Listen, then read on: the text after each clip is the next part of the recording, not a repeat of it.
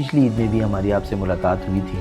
آپ نے کہا کہ امید ہے کہ اگلی عید عمران خان باہر ہوں گے، عمران خان نکلے ہوں گے، اپنے کارکنوں میں ہوں گے، کہ عید کے موقع پر ان کی غیر موجودگی کو آپ کس طرح محسوس کرتی ہیں؟ پہلے میں ہمارے ایک بچکان سے بس جلدی نکل آئے، جلدی نکل آئے. اب ہماری یہ دعا ہے کہ نہیں، زندہ خیر سلامت نکل آئے، کیونکہ خان کے دشمن اس وقت دنیا میں ہر طرف پھیلے ہوئے. دوست کم ہے، دشمن زیادہ ہیں. موجودہ جو صورتحال ہے، ایران کے اوپر جو امریکہ اور اسرائیل حملہ آور ہوئے ہیں، وہاں پر جو شہادتیں ہوئی ہیں آیت اللہ خامنہئی کے حوالے سے، کیا کہتی ہیں کہ اس وقت پاکستان کا کردار کیا ہونا چاہیے؟ خان صاحب وزیر اعظم تھے، تو ان سے ایک انٹرویو ہوا تھا. ایک امریکہ نے ان سے انٹرویو لیا تھا کہ کیا اگر امریکہ افغانستان اور ایران سے جنگ چھڑے گا تو کیا آپ اس میں پاکستانی اڈے دینے کو تیار ہے، جنگی اڈے، بیسز؟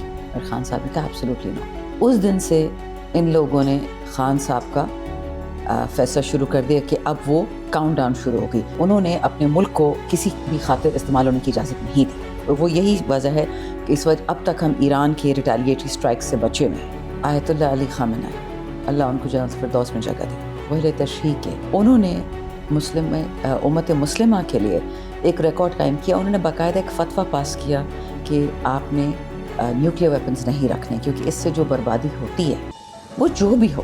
ان ظالموں نے اگریشن پہلے جون میں کی، اب دوبارہ کیوں، تو ان کو شہید کر دیا. اس سے جو پچھلے 40-50 سال میں نہ ہوا پایا، نیچرلی CIA کا ہی پیسہ آتا تھا، موساد کا پیسہ آتا تھا، را کا آتا تھا کہ مسلمانوں کو اکٹھا رکھے فرقہ وارانہ مسائل میں.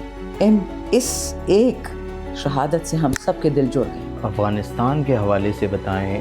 فرینکلی ماہ رمضان میں جو یہ ہوا ہے، اس سے شرم سے ڈوب مرنا چاہیے دونوں کو کہ آپ مسلمانوں پہ ہاتھ اٹھا رہے ہیں. پہلی بات، TTP کو میں کبھی معاف نہیں کر سکتی. جو انہوں نے ہمارے بچوں کے ساتھ کیا تھا آرمی پبلک اسکول میں، میرے دل میں ابھی بھی زخم ہے. میں رونے دھونے والا بندہ نہیں ہوں، پر جب میں آرمی پبلک اسکول کا سوچتی ہوں تو جو قیامت مجھ پہ گزرتی ہے اور جو ان بچوں کے ماں باپ پہ گزرتی ہوگی، وہ معاف کرنے والی چیز نہیں ہے. بسم اللہ الرحمن الرحیم. کیپٹل ٹی وی کے ساتھ میں ہوں محمد نعیم. سب سے پہلے ناظرین کو عید مبارک. آج اس میٹھی عید کے موقع پر ہمارے ساتھ خیبر پختونخوا اور پشاور کی توانا آواز، اور وہ ایسی توانا آواز نہ صرف پاکستان بلکہ دنیا ان کی آواز کو مانتی ہے کہ ان کی آواز توانا ہے، اور انہوں نے ہمیشہ اپنے مسائل، اپنی پارٹی کے مسائل کے حوالے سے ہمیشہ دبنگ سٹائل اپنایا اور ہمیشہ بولی، کبھی کسی کی پرواہ نہیں کی، اور پارٹی کے لیے انہوں نے ہمیشہ آواز اٹھائی. آج ہمارے ساتھ موجود ہیں ممبر قومی اسمبلی شندانہ گلزار صاحبہ. السلام علیکم. وعلیکم السلام. میڈم آپ کو عید مبارک. خیر مبارک جی. میڈم عید ہے، عید میٹھی ہوتی ہے، ملاقاتیں ہوتی ہیں، رشتہ دار آتے ہیں. پچھلی عید میں بھی ہماری آپ سے ملاقات ہوئی تھی. آپ نے کہا کہ امید ہے کہ اگلی عید عمران خان باہر ہوں گے، عمران خان نکلے ہوں گے، اپنے کارکنوں میں ہوں گے، اپنے تحریک انصاف کے ساتھیوں میں ہوں گے. کیا کہتی ہیں کہ عید کے موقع پر ان کی غیر موجودگی کو آپ کس طرح محسوس کرتی ہیں؟ بسم اللہ الرحمن الرحیم. عید آپ کو بھی جی بہت مبارک، اور ساتھ میں یہ جو بہت مشکل رمضان گزرا ہے تمام عالم اسلام کے لیے. دیکھیں، اگر اسلام میں بدعت کی اجازت ہوتی، جس طرح باقی دین ابراہیمیہ میں بہت میں آ چکی ہے، بہت حد تک بدعت آ چکی ہے، لیکن ہم ابھی بھی کوشش کرتے ہیں، جسے انگلش میں بولتے ہیں ہمارا فیتھ پرسٹین ہو، جو اللہ تعالیٰ کے کہے ہوئے فرمان ہے. مغرب کے 3 فرائض ہیں، ہم 5 فرائض نہیں پڑھ سکتے. ہم اللہ سے بہت بھی پیار کریں، وہی 3 فرائض ہوں گے، آپ 2 نفل پڑھ سکتے ہیں ایکسٹرا. اسی لیے اسی طرح عید جو ہے ایک خوشی کا موقع ہے. اور میں اکثر اللہ سے پوچھتی ہوں، پچھلے 3 سال سے جو پاکستان میں ان پرٹیکولر قیامت ہے، کہ عید پہ ہم خوشی کیسے منائیں. And that's when you realize کہ خوشی کی بات نہیں ہے، شکرانے کی بات ہے، کہ اللہ تعالیٰ نے آپ کو ایک اور سال دیا، آپ کو موقع دیا، اپنے آپ کو سنوارے، اپنے آپ کو صحیح کریں، راہ راست پہ آئیں، بیکاز گارنٹی نہیں ہوتی کہ آپ اگلی عید تک پہنچیں گے کہ نہیں پہنچیں گے. رہی خان صاحب کی بات، اللہ ان کو ہم سب کی زندگی بھی عطا فرمائے. وہ پاکستان کا، دین اسلام کا ایک سچا حق پہ کھڑا بیٹا ہے، انسان ہے. اس نے تو اتنی قربانیاں دی ہیں کہ وہ کوئی گنتی ان کی نہیں ہو سکتی. اور میں ابھی بھی یہ دعا کرتی ہوں. پہلے میں ہمارے ایک بچکان سے بس جلدی نکل آئے، جلدی نکل آئے. اب ہماری یہ دعا ہے کہ نہیں، زندہ خیر سلامت نکل آئے، کیونکہ خان کے دشمن اس وقت دنیا میں ہر طرف پھیلے ہوئے. دوست کم ہیں، دشمن زیادہ ہیں. میڈم یہ بتائیں کہ موجودہ جو صورتحال ہے، ایران کے اوپر جو امریکہ اور اسرائیل حملہ آور ہوئے ہیں، وہاں پر جو شہادتیں ہوئی ہیں آیت اللہ خامنہئی کے حوالے سے، کیا کہتی ہیں کہ اس وقت پاکستان کا کردار کیا ہونا چاہیے؟ کون سے ایسے اقدامات اٹھانے چاہیے کہ یہ جو خطہ اس وقت آگ کی لپیٹ میں ہے یہاں پر امن ممکن ہو سکے؟ بہت شکریہ نعیم خان. دیکھیں، آپ نے ایک بہت ہی سینسٹیو، دل دکھانے والا موضوع چھیڑ دیا ہے. لیکن میں پھر شروعات عمران خان صاحب سے کروں گی. جب خان صاحب وزیر اعظم تھے تو ان سے ایک انٹرویو ہوا تھا، مجھے یاد نہیں ہے ایگزیکٹلی، بٹ جون جولائی 2021 کی بات ہے. ایک امریکن نے ان سے انٹرویو لیا تھا کہ کیا اگر امریکہ افغانستان اور ایران سے جنگ چھڑے گا تو کیا آپ اس میں پاکستانی اڈے دینے کو تیار ہے، جنگی اڈے، بیسز؟ اور خان صاحب نے کہا ایبسلیوٹلی ناٹ. اس دن سے ان لوگوں نے خان صاحب کا فیصلہ شروع کر دیا کہ اب وہ کاؤنٹ ڈاؤن شروع ہوگی. کوشش تو ان کی 2019 سے تھی کہ خان صاحب کو ہٹائیں گے، لیکن کووڈ آ گیا تو وہ کر نہیں پائے. خان صاحب کی یہی غلطی تھی کہ جب وہ اقوام متحدہ میں گئے، انہوں نے کہا کہ لا الہ الا اللہ وی ول فائٹ. اس دن سے ان پہ ایک کالا کانٹا لگ گیا تھا، وہ بھی انٹرنیشنل اسٹیبلشمنٹ نے لگایا تھا. اور ہمارے والے ماشاءاللہ اتنے بزدل ہیں، وہ تو جو کہتے ہیں ان کو لبیک بولتے ہیں. ہمارے والوں کا جو رب ہے وہ رب کعبہ نہیں ہے، وہ رب واشنگٹن ڈی سی ہے جو ہر 4 سال بدل جاتا ہے. لیکن دیکھیں، خان صاحب کی وہ کہتے ہیں دور اندیشی، دور اندیشی بھی کہہ لیں، ایک اور لفظ بھی ہے، بٹ اینی ویز بینائی کہہ لیں، کہ انہوں نے اپنے ملک کو کسی بھی خاطر استعمال ہونے کی اجازت نہیں دی. اور وہ یہی وجہ ہے کہ اس وقت اب تک ہم ایران کے ریٹیلیٹری اسٹرائک سے بچے ہوئے ہیں. لیکن خدا نہ خواستہ جس دن پاکستان سے ایران کی طرف کوئی ریٹیلیشن ہوگی تو پھر ہمارا بھی دبئی اور یہ باقیوں والا حال ہوگا. اب 2-3 باتیں دیکھیں. آیت اللہ علی خامنہئی، اللہ ان کو جنت الفردوس میں جگہ دے، وہ اہل تشیع کے لیڈر تھے. انہوں نے امت مسلمہ کے لیے ایک ریکارڈ قائم کیا. انہوں نے باقاعدہ ایک فتویٰ پاس کیا کہ آپ نے نیوکلیئر ویپنز نہیں رکھنے، کیونکہ اس سے جو بربادی ہوتی ہے، وہ جو بھی ہو، وہ انسان تو ہوگا نا، کیونکہ رب تو رب العالمین ہے، وہ رب المسلمین یا رب المتقین تو نہیں ہے. تو انہوں نے وہ فتویٰ کیا تھا کہ ایران نے نہیں بنا نیوکلیئر ویپنز. ان ظالموں نے اگریشن پہلے جون میں کی، اب دوبارہ کی ان کو شہید کر دیا. 4-5 دن تو ہم سب اتنے دکھے تھے، ہمیں لگا تھا ہمارے اپنے گھر میں جیسے کوئی وفات ہو گئی ہو. ان کی باتیں اگر آپ سنتے ہوتے، ان کی جو ایڈوائس تھی، تو اس جہالت یہ جو کی امریکہ اور اسرائیل نے، اس سے جو پچھلے 40-50 سال میں نہ ہوا پایا. نیچرل CIA کا ہی پیسہ آتا تھا، موساد کا پیسہ آتا تھا، را کا آتا تھا کہ مسلمانوں کو اکٹھا رکھے فرقہ وارانہ مسائل میں. اس ایک شہادت سے ہم سب کے دل جڑ گئے، اہل تشیع اہل سنہ ایک پیج پہ آ گئے. پہلی بات. دوسری بات، یہ کہا جاتا ہے کہ جی پاکستان اور سعودی کا تو ڈیفنس پیکٹ ہے. اب جو لوگ یہ بات کرتے، بات بالکل صحیح ہے. اچکزئی صاحب نے، علامہ راجہ ناصر عباس جو ہمارے لیڈرز آف اپوزیشن ہے سینٹ میں، نیشنل اسمبلی میں، انہوں نے باقاعدہ TTAP کے اس سے پلیٹ فارم سے اور PTI کے پلیٹ فارم سے، پارلیمانی پارٹی سے باقاعدہ یہ ڈیمانڈ کی ہے اسپیکر کو اور ڈیفنس منسٹری کو اور فارن منسٹری کو کہ جو آپ نے دفاعی معاہدے کیے ہیں وہ اسمبلی کے سامنے ان کیمرہ سیشن میں رکھے جائیں، ہم دیکھیں. کیونکہ آرٹیکل 40 جو ہے آپ کے آئین کا، وہ یہ کہتا ہے کہ پاکستان پہ یہ لازم ہے کہ تمام مسلمان ملکوں کے ساتھ اس نے برابری کے تعلقات رکھنے ہیں. کوئی بھی دفاعی معاہدہ آرٹیکل 40 کو ٹرمپ نہیں کر سکتا، آرٹیکل 40 کو رد نہیں کر سکتا. یہ ہو نہیں سکتا کہ آپ سعودی کے ساتھ، کسی بھی مسلمان ملک کے ساتھ، کسی بھی دنیا کے ملک کے ساتھ کوئی دفاعی معاہدہ کریں اور وہ ایک مسلمان ملک کے خلاف استعمال ہو. یہ نہیں ہو سکتا. یہ پھر سیدھا آرٹیکل 6 میں جائیں گے، ٹریزن اگینسٹ پاکستان میں جائیں گے. یا تو پھر ان کو جتنی بھی ان کے دفاعی معاہدے ہیں جس میں کسی بھی مسلمان ملک کے خلاف ہتھیار اٹھائے جا سکتے ہیں، ان تمام معاہدوں کو امینڈ کرنا ہوگا. یہ تو قانونی آئینی بات ہو گئی. تیسری بات ہو گئی مسلمانی کی. پہلے تو میں نے آپ کو ذاتی بات بتا دی. 35 ہمارے بچے شہید ہوئے ہیں پاکستان میں. زیادہ ہوئے ہوں گے ہمیں پتہ نہیں جیلوں میں کتنے، گلگت میں، بلتستان، کراچی میں. کیوں؟ صرف اتنی انہوں نے ہمت ہی کہ سڑک پہ نکلے. نہ امریکن ایمبیسی کے اندر گھسے تھے، نہ امریکن ایمبیسڈر سے لڑائی ہوئی تھی، نہ تلخ کلامی ہوئی تھی، نہ پتھر پھینکا تھا ایمبیسی پہ، نہ چڑھائی کی تھی. اور اگینسٹ آل انٹرنیشنل کنونشنز امریکی رینجرز نے اندر سے باہر فائر کیے، پاکستانی رینجرز نے فائر کیے، انہوں کے مرینز ہمارے رینجرز. اس کا بھی جواب ہوگا، اس کا بھی حساب کتاب ہوگا، فکر نہ کریں. لیکن اس پہ اس وقت سارے چپ ہیں. آپ مجھے بتائیں کہ اگر آپ پاکستانیوں کو شہید کر رہے ہیں اسرائیل کی جنگ کے لیے، امریکہ کی جنگ کے لیے، آپ کیا میسج دے رہے ہیں دنیا کو؟ سو یہ ساری چیزیں جو ہیں، آپ نے جیسے سوال پوچھے نا، یہ ابھی ایک کیا بولتے ہیں، it is plan and action. ابھی کوئی اس کی حتمی فیصلے نہیں ہوئے، لیکن میں صرف اس چور حکومت، نالائق حکومت، غیر الیکٹڈ لوگوں کو یہ بتا سکتی ہوں کہ ہر قدم آپ نے پھونک پھونک کے لینا ہے، کیونکہ اس کے جو نتائج ہوں گے آپ برداشت نہیں کر پائیں گے. ایران نے صاف بول دیا کہ ایک ایرانی بچہ مرے گا آپ کا بھی مرے گا، ایک ایرانی جوان مرے گا آپ کا بھی مرے گا. حالانکہ ایرانینز سویلین ٹارگٹس کو ابھی تک ہٹ نہیں کیا. جس ملک سے ایران کے خلاف میزائل اٹھائے، ایران کے خلاف فوج اٹھی، اس ملک میں تباہی انہوں نے پھیر دی. وہ بدلہ تو لے گا اپنے لوگوں کا. So for Pakistan I would suggest intelligence and caution. اللہ کرے کہ اسٹیبلشمنٹ میں کچھ ایسے لوگ ہوں جو مریم اور بلاول کے غلام نہیں ہیں، پاکستان کے غلام ہیں، اللہ کے غلام ہیں. میں ان لوگوں کی طرف ڈائریکٹ بات یہ کرتی ہوں کہ آپ پاکستان کی فوج ہیں، آپ مریم بلاول کی فوج نہیں ہیں، آپ ٹرمپ کی فوج نہیں ہیں، آپ اسرائیل کی فوج نہیں ہیں. اور میری امید ہے کہ ایسا ہوگا کہ یہ لوگ صحیح طرف جائیں گے اور صحیح فیصلے کریں گے اور پاکستان کو ہر قسم سے شر سے بچائیں گے انشاءاللہ. میڈم افغانستان کے حوالے سے بتائیں، خطے میں آلریڈی حالات کشیدہ ہیں. ہماری بھی افغانستان سے تقریباً 5 ماہ ہو گئے ہیں، ٹریڈ بھی بند ہو چکی ہے. پہلے ایک جھڑپ ہوئی تھی، لیکن اس بار جو جھڑپ ہوئی ہے اس میں پاکستان دعویٰ کر رہا ہے کہ ہم نے وہاں پر اہم اہداف کو نشانہ بنایا. وہاں پر جو ایسی جگہ ہیں جہاں پر دہشت گردوں کو سپورٹ کیا جاتا ہے، وہ افغانستان بھی یہ دعویٰ کر رہا ہے کہ ان کے سویلین کو مارا جا رہا ہے، ان کے لوگوں کو.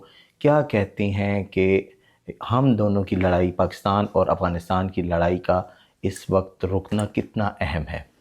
فرینکلی ماہ رمضان میں جو یہ ہوا ہے، اس سے شرم سے ڈوب مرنا چاہیے دونوں کو کہ آپ مسلمانوں پہ ہاتھ اٹھا رہے ہیں. پہلی بات، ٹی ٹی پی کو میں کبھی معاف نہیں کر سکتی. جو انہوں نے ہمارے بچوں کے ساتھ کیا تھا آرمی پبلک اسکول میں، میرے دل میں ابھی بھی زخم ہے. میں رونے دھونے والا بندہ نہیں ہوں، بٹ جب میں آرمی پبلک اسکول کا سوچتی ہوں تو جو قیامت مجھ پہ گزرتی اور جو ان بچوں کے ماں باپ پہ گزرتی ہوگی، وہ معاف کرنے والی چیز نہیں ہے. اللہ رحمان رحیم ہے، لیکن ہم دیکھیں، ہم عبد الرحمن ہیں، ہم عبداللہ ہیں، ہم اللہ کے غلام تو ہیں، لیکن نعوذ باللہ ہمیں اللہ والی وہ معاف کرنے والی صفات اتنی نہیں ہے. ٹھیک ہے. پہلی بات، افغانستان ایک برادر ملک ہے، دوست ملک ہے، ہمسایہ ملک ہے. کون آج تک اپنا ہمسایہ بدل پایا ہے؟ مجھے کوئی تو دکھائیں. تیسری بات، رمضان کے مہینے میں کیا ہم میں اتنی عقل نہیں تھی کہ دونوں ممالک بیٹھتے اور بات کرتے؟ چوتھی بات، جو باتیں کی جا رہی ہیں، وہ اکثر کہتے ہیں کہ جی ان وار دا فرسٹ کیجولیٹی از ٹروتھ. سچ کون بولتا ہے، جھوٹ کون بولتا ہے؟ میرا ملک پاکستان ہے، میں نے پاکستان کے آئین پہ قسم کھائی ہے، قرآن پہ قسم کھائی ہے کہ اس ملک کے دفاع کے لیے میں کھڑی رہوں گی. لیکن کیا آپ کے آئین میں اجازت ہے ایک مسلمان ملک سے لڑنے کی؟ رمضان میں ایک مسلمان ملک پہ بمباری کرنے کی ان کو بھی نہیں ہے. They are equally responsible. اتنا بڑا ایک پھڑپھڑا لکھا تھا ہمارے ایمبیسڈر نے یو این میں پڑھ کے سنایا کہ یوکرین اینڈ رشیا، ہمیں بڑا آپ کا غم ہے، آپ آپس میں بیٹھے باتیں کریں. تو اگر آپ اتنے بڑے بھاشن دے سکتے ہیں روس کو، یوکرین کو، آپ خود افغانستان کے ساتھ بیٹھے، افغانستان آپ کے ساتھ بیٹھے. چین کوشش کر رہا ہے کہ ان میں امن آ جائے، لیکن دیکھیں، میں تو ایک مسلمان ہونے سے آپ کو بات کروں گی. Fidget Pakistan, fidget Afghanistan. کیا بحیثیت مسلمان میں اس بات کے متحمل ہو سکتی ہوں کہ دو پڑوسی، دو مسلمان ایک دوسرے پہ بمباری کریں، بے گناہوں کو مارے؟ ایک بے گناہ مرتا ہے، قرآن میں لکھا ہوا ہے کہ، اور یہ نہیں لکھا کہ ایک مسلمان کو آپ نے مارا کرے، ایک بے گناہ کی ہتیا ہوتی ہے، اس کا قتل ہوتا ہے، اس کا قتال ہوتا ہے. تو یعنی کہ آپ نے پوری انسانیت کو ختم کر دیا. اس کا جواب کون دے گا؟ ان کو تو ریوڑیاں لگتے ہیں، لوگوں کو پھینک رہے ہیں، مار رہے ہیں. اس کے نتائج بہت خفناک ہوں گے. میں بھی دونوں ممالک، دیکھیے میری حکومت نہیں ہے، جو ان الیکٹڈ لوگ ہیں، شہباز زرداری، ان کا کوئی وہ نہیں ہے. عمران خان ہوتا یہ دن کبھی آنے ہی نہ دیتا. اور عمران خان کی تو بلکہ کتنی کوٹیشنز چل رہی ہیں ٹویٹر پہ بھی، سارے سوشل میڈیا پہ، کہ خان صاحب نے بار بار کہا کہ افغانستان ہمارا دشمن نہیں ہے، اس کو ہمارا دشمن بنایا جا رہا ہے. کون بنا رہا ہے؟ کس کو فائدہ پاکستان اور افغانستان کی لڑائی سے؟ یہ یاد رکھیں ہمیشہ، فالو دا بینیفٹس. بینیفٹ کس کو ہوتا ہے کہ پاکستان میں اور افغانستان میں آگ لگ جائے؟ ایکچولی انگریز کو. میڈم ہمارا خیبر پختونخوا کا جو بارڈر ہے، کیونکہ قبائلی اضلاع اب خیبر پختونخوا کے ساتھ ہیں، بڑا بارڈر لگ رہا ہے افغانستان کے ساتھ. ہمارے صوبے میں تحریک انصاف کی حکومت ہے، سہیل افریدی جس کو لیڈ کر رہے ہیں.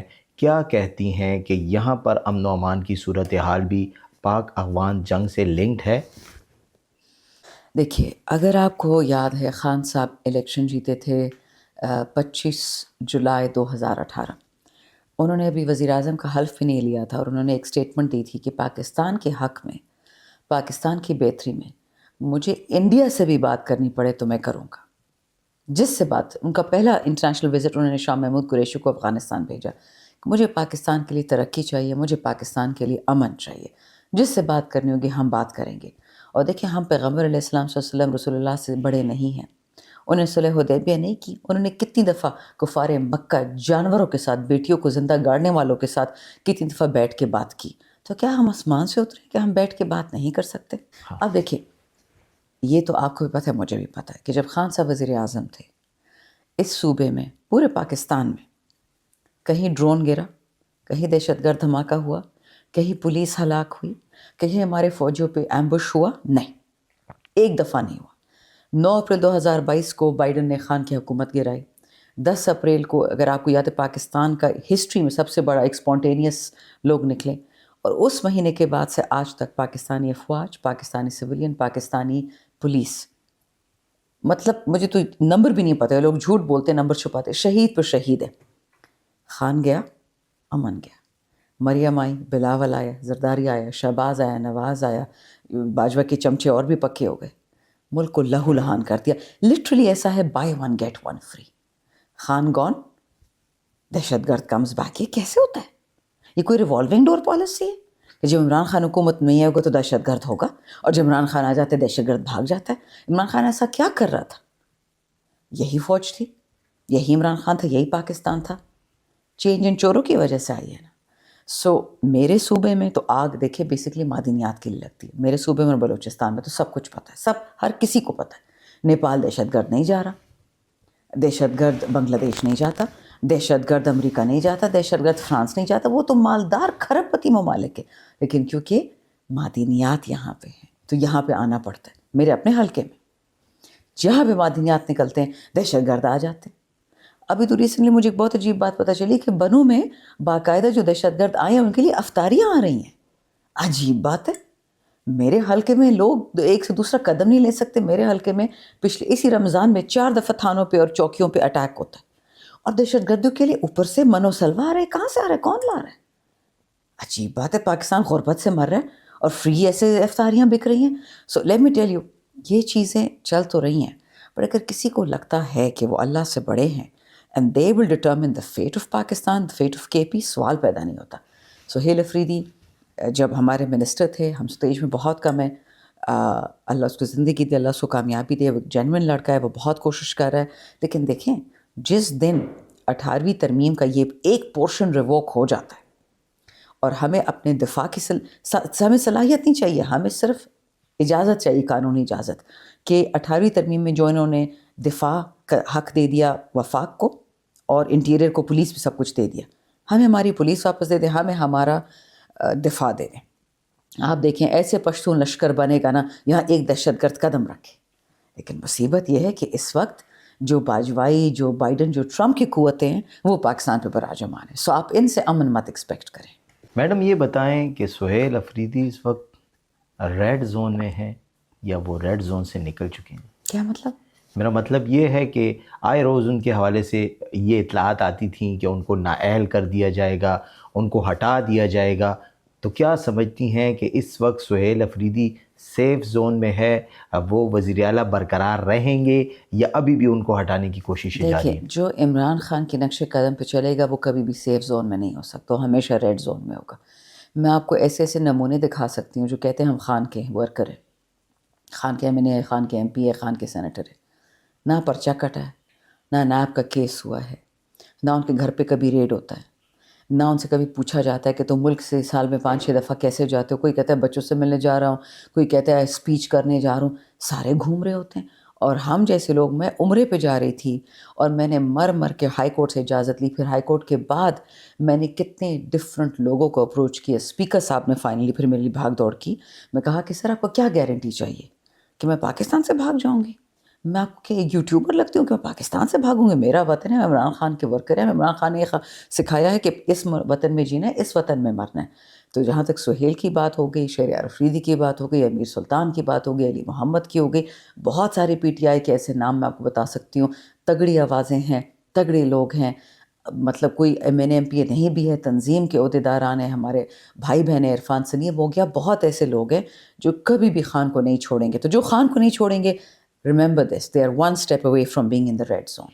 یہ بتائیں کہ عمران خان کی رہائی کے لیے جو کچھ ہو رہا ہے، کیا یہ سنجیدہ اقدامات ہیں؟ دیکھیں، عمران خان صاحب کے لیے بہت لیولز پہ اقدامات ہو رہے ہیں. کچھ ہماری نظر کے سامنے ہیں، کچھ ہمارے پس پردہ ہیں. بہتر ہے کہ جو چیزیں پس پردہ ہیں ان کو پس پردہ رہنا چاہیے، اور جو چیزیں آپ کے سامنے ہیں I can assure you.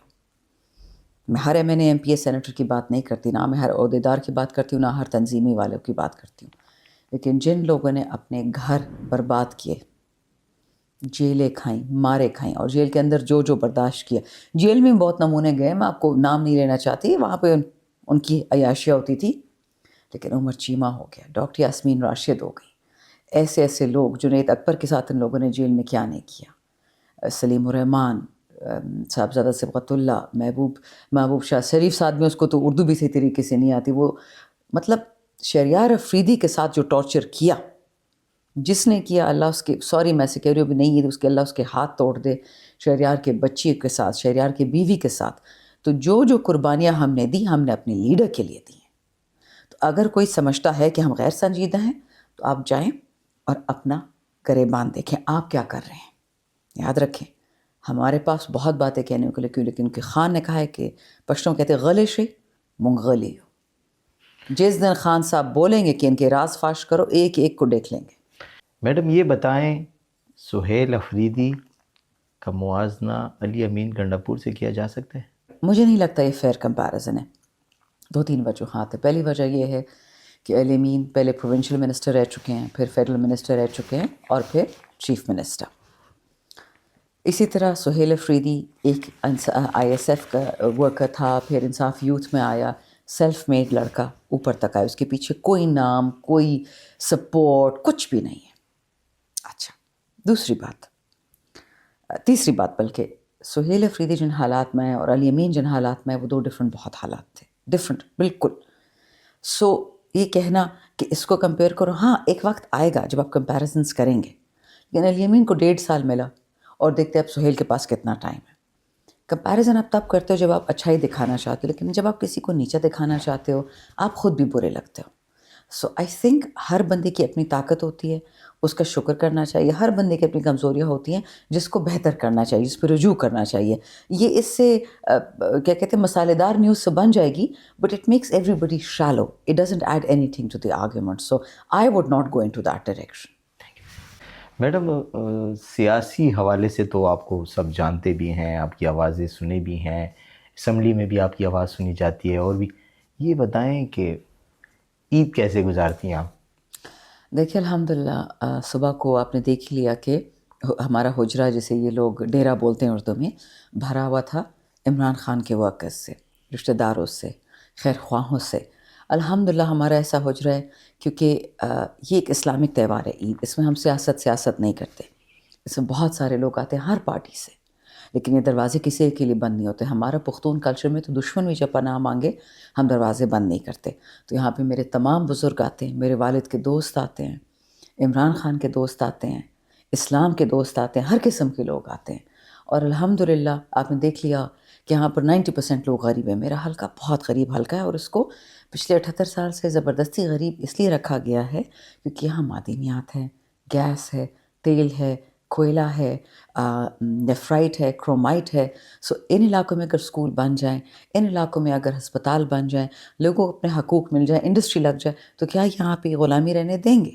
But دیکھیں، رب العالمین کی جو کہتے ہیں رسی نہیں چھوڑنی، اور اس کی مدد ہوتی ہے لیکن امتحان کے بعد.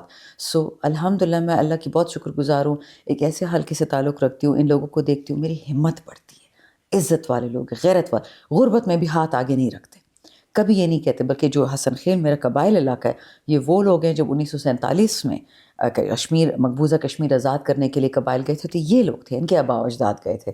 یہ لوگ کبھی قربانی سے پیچھے نہیں ہٹتے, ان کا کبھی کسی نے شکریہ نہیں کیا, ان کو تمغہ نہیں ملا, بلکہ ان سے چوریاں کرتے ہیں, ان کے معدنیات لے جاتے ہیں. لیکن یہ ایسے زبردست لوگ ہیں, ان کے ساتھ بیٹھ کے میں اللہ کا شکر ادا کرتی ہوں کہ اللہ ایسے حلقے میں ہوں کہ مجھے ڈیلی بیسس پہ لوگوں کی غیرت نظر آتی ہے. آج میں وہی پختو دمت خلق خکاری, ان کی حیا, ان کی طاقت, اور اللہ ان کو ہمیشہ ایسے قائم دائم رکھے. میڈم عیدی دیتی ہے ان لوگوں کسی کو؟ عیدی تو مجھے دینی چاہیے, ہمارا تو بیڑا غرق ہو گیا ہے. ہم وہ لوگ تھے جو ڈالرز میں کماتے تھے, اور جب آئے پالیٹکس میں اللہ کا شکر ہے سفید پوش ہیں, تنخواہ دار ہیں, جو کماتے ہیں وہی کھاتے ہیں. لیکن نہیں, البتہ اس دفعہ میں پچھلی دفعہ علی امین نے یہ کیا تھا, اور اس دفعہ سہیل صاحب نے کیا کہ تمام M N As M P S کو 5-5 ہزار جو زکوٰۃ کٹتی ہے وہ زکوٰۃ ڈائریکٹلی لوگوں کو مل گئی ہے. سو اس کے میں شکر گزار ہوں, بیکاز ایسے ایسے مفلس لوگ ہیں جن کو ایک وقت کا کھانا بھی نہیں ہوتا. سو الحمدللہ رمضان کا تو پتہ بھی نہیں چلا کب شروع ہوا کب ختم ہوا. فلسطین کی تکلیف, ایران کی تکلیف, افغانستان کی تکلیف, لبنان کی تکلیف, یہ انسان کو سونے نہیں دیتی.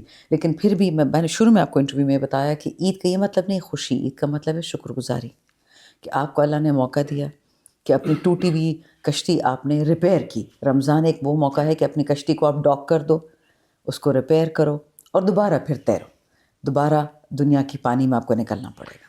محترمہ کچھ خاص کوکنگ ہوتی ہے عید میں آپ کی, یا آپ کچھ خاص سوغات کھاتی ہیں کہ نہیں؟ نہیں, ایسا کچھ بھی نہیں, جو مل جائے. گاؤں میں شکر الحمدللہ بہت اچھے. یہ میں ضرور کہوں گی, البتہ پہلے اگر آپ کو یاد ہے بخشو کی چپلی کباب بہت مشہور ہوتے تھے, اور اس کے جلیل کے.